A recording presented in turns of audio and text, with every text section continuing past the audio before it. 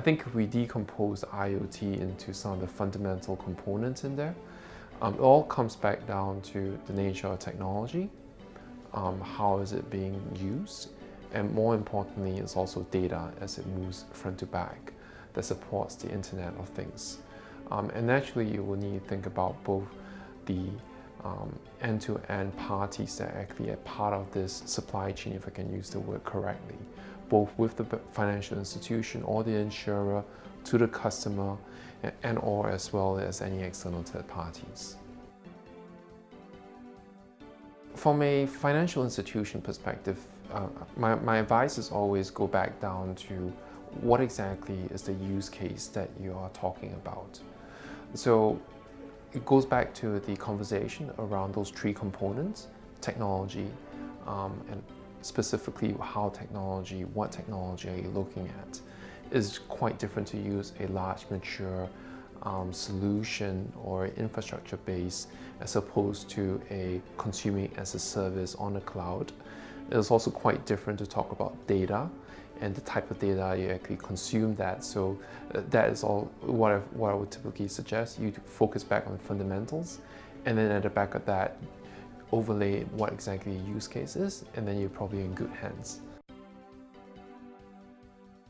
The genesis of GDPR, first and foremost, was having you and I, the man in the street, at the heart of the entire regulation. And I think that is also focused on where IoT is, having a customer first principle.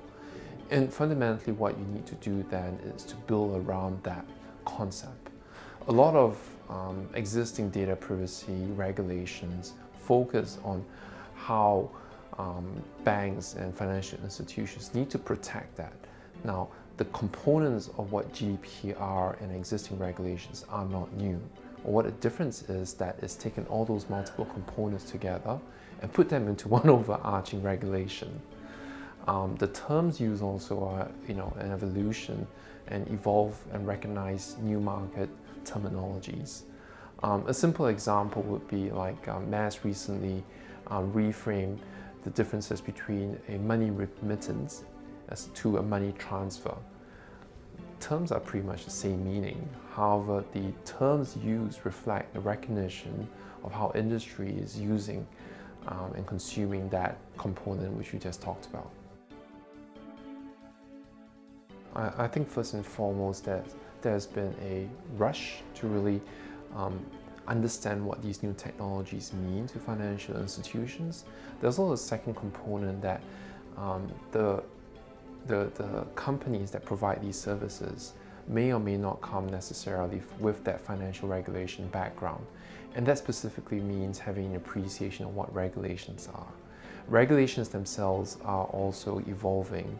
Now, part of that is a combination of these three together with us. How do we work together into a model that actually helps and makes sure that there is sufficient governance, but also important compliance towards that? What we tend to find is that once you pass that first hump, the pickup is actually very quick. So once you establish the right model, the right compliance, and know what you should do, but more importantly, what you shouldn't do, then actually the thinking really opens up the doors after that in terms of how you want to apply that. Now, naturally, there'll be some areas where regulations might not be clear. There will be certain types of risks, but then like all good businessmen, you need to understand what those risks are and make an informed decision. 2019 is going to be an exciting year for this area. Firstly, we will see the second reading in Parliament by MAS on the Payments Oversight Act. That basically sets a foundation for some of these fintechs to move into options on digital currency, and as well as given the structure for industry to actually consume them within relevance to the regulation. What we tend to find is that as soon as a leading regulator takes the first step forward, you'll find the rest of the regulators contemplating what does it mean and how do I apply that. I think that's absolutely very important, because with these structures, that gives the fintechs or any of the other topics that confidence that this is what it takes to operate.